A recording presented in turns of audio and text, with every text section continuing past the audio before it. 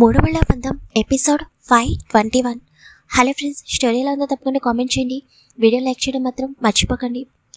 ఇప్పుడు నిన్ను నా నుండి ఎవరు దూరం చేయలేరు అని విరాస్ మనసులో అనుకుంటూ వసు వైపు చూస్తూ, వసు లోపలికి వెళ్ళి పడుకోరా, నిద్ర వస్తే అని అంటుంటే, లేదు విరాస్ సార్, నేను ఇక్కడే పడుకుంటాను అని చెప్పి వసుధర అలాగే సోఫాలో కాళ్ళు పైకి పెట్టి విరాస్ వడిలో పడుకుంటుంది.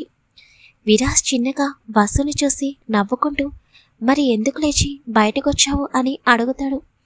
వసుధార నిద్రమత్తుతోనే, నేను టాబ్లెట్స్ వేసుకోను విరాస్ సార్, అవి వేసుకుంటుంటే చాలా మత్తుగా ఉంటుంది, నిద్ర అస్సలు వదలడం లేదు అని చిన్నపిల్లలాగా కంప్లైంట్ ఇస్తున్నట్టు చెబుతూనే మళ్ళీ నిద్రలోకి జారుకుంటుంది వసుధార. అవునా, కానీ తప్పదు కదా, టాబ్లెట్స్ వేసుకోవాలి అని విరాస్ అంటుంటే వసుధార నుండి ఎటువంటి రెస్పాన్స్ ఉండదు. అరే, అప్పుడే పడుకుని పోయావా, ఏంటో నీకు ఇట్టే నిద్ర పట్టేస్తుంది, నిజంగా పడుకోగానే నిద్ర పట్టే అదృష్టం చాలా కొంతమందికే ఉంటుంది అని వసుధారని చూసి చిన్నగా నవ్వుకుంటాడు విరాస్. ఇంతలో విరాస్కి వైష్ణవి నుండి కాల్ వస్తుంది. హలో విరాస్, ఇంకా హాస్పిటల్కి రాలేదేంటి అని వైష్ణవి అడుగుతుంటే విరాస్ ఒకసారి టైం చూసి, నాకు లేట్ అవుతుంది వైష్ణవ్, వంశీ ఎలా ఉన్నాడు, తనకి స్పృహ వచ్చిందా అని విరాస్ అడుగుతుంటే, లేదు విరాస్, నైట్ నుండి మేము కూడా అన్నయ్య స్పృహలోకి వస్తాడేమోనని వెయిట్ చేస్తున్నాము, ఇంకా స్పృహలోకి రాలేదు అని వైష్ణవి డల్గా చెప్తుంటే, ఈవినింగ్లోగా తప్పకుండా స్పృహలోకి వస్తాడు వైష్ణవ్, నువ్వేమీ కంగారు పడకు, టిఫిన్ చేశారా అని అడుగుతాడు విరాస్. చేశాము, నువ్వెప్పుడొస్తావు అని వైష్ణవి మళ్ళీ అడగగానే తన వడిలో ఎంతో ప్రశాంతంగా పడుకుని ఉన్న వస్తార వైపు చూసి, నేను రావడానికి లేట్ అవుతుంది వైషు, మ్యాక్సిమం ఆఫ్టర్నూన్ అయిపోవచ్చు అని విరాస్ చెప్పగానే, సరే విరాస్, నీ ఇష్టం అని డల్గా ఫోన్ కట్ చేస్తుంది వైష్ణవి. విరాస్ ఫోన్ కట్ చేసిన తర్వాత ఆలోచనలో పడతాడు. నేను కూడా నీతో మాట్లాడాలి వైష్ణవి, నాకు కూడా కొన్ని బాధ్యతల నుండి పక్కకి తప్పుకోవాలని ఉంది, చాలా రోజుల నుండి చాలా బాధ్యతలని మోస్తూనే ఉన్నాను, ఇంకా ఇవన్నీ చేయడం నా వల్ల కాదు, ఇప్పటి వరకు నేను చాలా కోల్పోయాను, ఇప్పటి నుండి నా లైఫ్ని వసుధారతో స్టార్ట్ చేయాలని అనుకుంటున్నాను, ఇంకా వేరే విషయాల మీద ఎక్కువ ఇంట్రెస్ట్ చూపించలేను, అలాగే వంశీ స్పృహలోకి వస్తే తను నన్ను చూస్తే అస్సలు మళ్ళీ కంట్రోల్లో ఉండడు, అందుకే వంశీకి నిజం తెలిసే వరకు నేను నిన్ను కలవకుండా ఉండడమే బెటర్, వంశీ ఇప్పుడే కోమాలో నుండి బయటకు వస్తున్నాడు, తనకి వెంటనే షాకింగ్ విషయాలు చెప్పకూడదని జాన్ చెప్పాడు, ఈ విషయం కూడా నీతో చెప్పాలి, లేకపోతే వంశీ లేచిన వెంటనే నువ్వు వంశీకి నా గురించి చెప్పాలని అనుకుంటావు, అది అస్సలు జరగకూడదు, వంశీ హెల్త్ పూర్తిగా సెట్ అయిన తర్వాత అప్పుడు నేనే వంశీకి ఎదురుగా వెళ్ళి జరిగింది మొత్తం చెప్తాను, తను నీకు అన్నయ్య అయితే నాకు ప్రాణ స్నేహితుడిలాగా నాతో కలిసిపోయాడు, నీతో గడిపిన 6 నెలలు నిన్ను ఎంతో ప్రేమిస్తే వంశీని కూడా అంతే ఎక్కువగా ఇష్టపడ్డాను, తను కూడా నన్ను దూరం పెట్టినా నన్ను ద్వేషించినా భరించే ఓపిక లేదు వైషు, అందుకే వంశీకి ఇంకొన్ని రోజులు నిజం తెలియకూడదు, వంశీకి నిజం తెలిసిన తర్వాత నుండి మళ్ళీ మనం నార్మల్గానే ఉందాం, నాకు తెలిసి వంశీని మీరు ఇండియాకి తీసుకువెళ్ళాలని అనుకుంటారు, ఇంకా మీరు నేను ముంబైలో ఉన్నా కూడా కలవడం చాలా తక్కువ అని అనిపిస్తుంది, నేను కూడా బిజినెస్ మీద ఎక్కువ ఫోకస్ పెట్టాలి, అలాగే వసుధారని లైఫ్ లాంగ్ హ్యాపీగా చూసుకోవడానికి టైం అనేది సెట్ చేసుకోవాలి, అందుకే ఇంకా కొన్ని బాధ్యతల నుండి తప్పుకోవడం మంచిదని అనిపిస్తుంది, ఈరోజు నిన్ను కలిసిన తర్వాత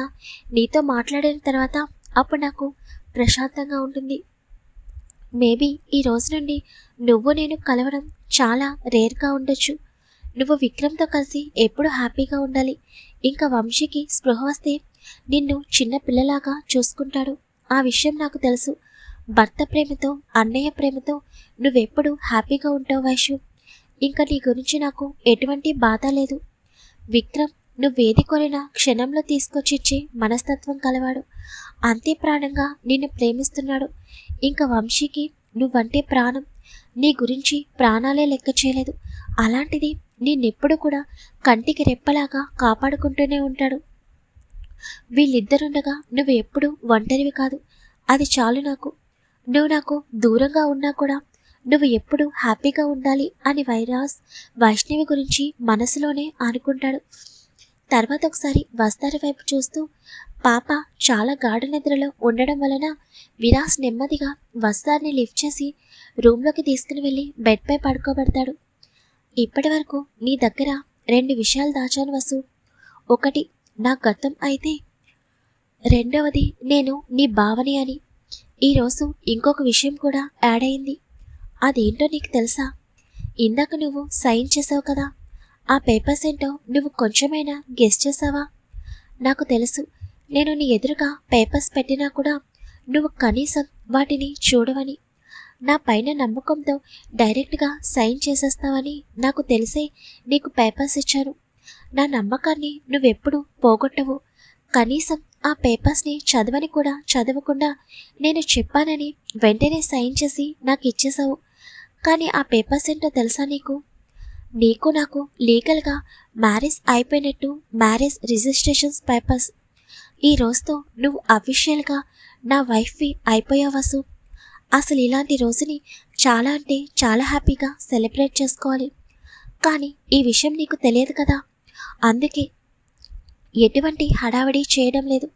కానీ ఈ రోజుని మాత్రం నేను ఎప్పటికీ మర్చిపోను. ఇదంతా నాకు మార్నింగ్ వచ్చిన కల వలన. ఆ డ్రీమ్ వచ్చినప్పుడు నేను ఎంత భయపడ్డానో తెలుసా? నువ్వు ఎక్కడ నా నుండి దూరంగా వెళ్ళిపోతావేమోనని భయం వేసింది. ఇంకా ఆ క్షణమే డిసైడ్ అయ్యాను నిన్ను నా భార్యగా చేసుకోవాలి అని. కానీ మొన్న రిత్విక్ అమృత పెళ్లి జరుగుతున్నప్పుడు నువ్వు నన్ను ఒక మాట అడిగావు. నా పెళ్లి కూడా ఇలాగే అందరి మధ్యన శాస్త్రోక్తంగా జరగాలి విరాజ్ సార్. నా చిన్నప్పటి నుండి నా కోరిక అదే. అలా జరుగుతుందా అని నన్ను చూసి అడిగినప్పుడు నేను నీకు ఏమీ సమాధానం చెప్పలేదు. కానీ నీ కోరికని నేనెప్పుడూ కాదనను వసు. అందుకే ఈరోజు మనిద్దరికీ లీగల్గా మ్యారేజ్ రిజిస్ట్రేషన్ అయినా కూడా నేను నీతో చెప్పలేదు. ఎందుకంటే ఇంత సింపుల్గా మన మ్యారేజ్ అయిపోయింది అంటే నువ్వు చాలా బాధపడతావు. అందుకే నీ ఇష్ట ప్రకారమే అందరి మధ్యన శాస్త్రోక్తంగా నీ మెడలో తాళి కడతాను. లేకపోతే ఈరోజే ఏ క్షణమై నీ మెడలో తాళి కట్టి నిన్ను నా భార్యగా చేసుకునేవాడిని. కానీ అలా నీకు ఇష్టం లేదని నాకు మొన్నే అర్థమైంది. నీ కోరికని నేనెప్పుడూ కాదన్ను. నిన్ను శాస్త్రోక్తంగా పెళ్లి చేసుకున్న తర్వాతే అప్పుడే ఈ రోజు జరిగింది చెప్తాను. అప్పటి వరకు ఈ విషయం నాకు విలియమ్స్కి తప్ప ఇంకెవరికీ తెలియదు. చివరికి వైష్ణవి విక్రమాదిత్యకి కూడా చెప్పాలని అనుకోవడం లేదు. ఎందుకో నా మనసు నెగిటివ్ వైబ్స్ అనేది పంపుతుంది. అదేంటో అర్థం కావడం లేదు. కానీ సంథింగ్ నాకు తెలియకుండా ఏదో జరుగుతుంది అని అనిపిస్తుంది. అది కూడా నీ విషయంలోనే.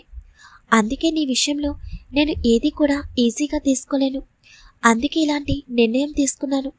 ఇప్పుడు మనకి పెళ్ళైపోయింది అని చెబితే ఇలా పెళ్లి జరిగినందుకు నువ్వు చాలా డల్ అవుతావు, హ్యాపీగా ఫీల్ అవుతావు. కానీ నీ మనసులో ఎప్పుడు కూడా బాధపడడం నాకు ఇష్టం లేదు. అందుకే మన పెళ్ళి జరిగే వరకు ఈ లీగల్ మ్యారేజ్ రిజిస్ట్రేషన్ గురించి నీకు తెలియదు. బట్ నాకు ఈరోజు చాలా అంటే చాలా హ్యాపీగా ఉంది. ఎందుకో తెలుసా? నువ్వు ఈ రోజు నుండి నాకు సొంతం, నాకు మాత్రమే సొంతం, నా భార్యవి. నా లైఫ్లో ఈ రోజు నుండి నువ్వు నా లైఫ్ పార్ట్నర్వి అయిపోయావు. చాలా అంటే చాలా హ్యాపీగా ఉందిరా. ఫ్యూచర్లో ఈ రోజు వచ్చిన డ్రీమ్లో జరిగినట్టు కనుక జరిగినా కూడా నిన్ను నా నుండి దూరంగా వెళ్లకుండా ఉంచడానికి ఈ రిజిస్ట్రేషన్ మ్యారేజ్ అనేది నాకు ఉపయోగపడుతుంది. ఒకవేళ అలాంటి పరిస్థితి వస్తే కనుక అప్పుడు మన పెళ్ళిని నేను బయటపెడతాను. నాకు తెలిసి అలాంటి పరిస్థితి రాకూడదని కోరుకుంటున్నాను. కానీ నీలో ఒక బ్యాడ్ క్వాలిటీ ఉంది. అదేంటో తెలుసా? అతి మంచితనం. ఇంత మంచితనం పనికిరాదు వసు. కొన్నిసార్లు ఆ మంచితనం వలన మనకే చెడు జరుగుతుంది. ఫ్యూచర్లో ఒకవేళ నా గతం తెలిసి నన్ను దూరం పెట్టినా, మరేదైనా కారణం వలన నా నుండి దూరంగా వెళ్ళిపోవాలని అనుకున్నా, నేను మాత్రం నిన్ను ఎప్పటికీ నా నుండి దూరంగా వెళ్ళనివ్వను. కావాలంటే నువ్వు నా పక్కనే ఉండి నన్ను ద్వేషించినా పర్వాలేదు, కానీ నా నుండి దూరంగా వెళ్తానంటే మాత్రం అస్సలు ఊరుకోను. అయినా నువ్వు నా పక్కనుంటే నన్ను ఒక క్షణం కూడా ద్వేషించలేవు. నీ ప్రేమ నాకు తెలీదా వసు? ఈరోజు నాకు చాలా హ్యాపీగా ఉంది. I love you my dear lovely wife అని విరాస్ ఎంతో ప్రేమగా వస్తార నుదుటిన ముద్దు పెట్టుకుంటాడు. ఇదండి మన విరాస్. పాపం వసు పాపకి కూడా తెలియకుండా తనని లీగల్గా పెళ్లి చేసుకున్నాడు. ఈ విషయం అభికి తెలిస్తే హార్ట్అటాక్ వచ్చి పోతాడేమో. ఇంకా ధర్మేంద్రకి తెలిస్తే ఇంకొక ₹1,00,00,000 అభికి ఎలా ఇవ్వాలో తెలియక నిజంగా పిచ్చివాడైపోయినా ఆశ్చర్యపోనవసరం లేదు. మొత్తానికి విరాస్ అనుకున్నది సాధించాడు. మరి విరాస్ గురించి మీ ఒపీనియన్ ఏంటో తప్పకుండా కామెంట్ చేయండి. విరాస్ కోసం తప్పకుండా ప్రతి ఒక్కరూ కామెంట్ చేయండి.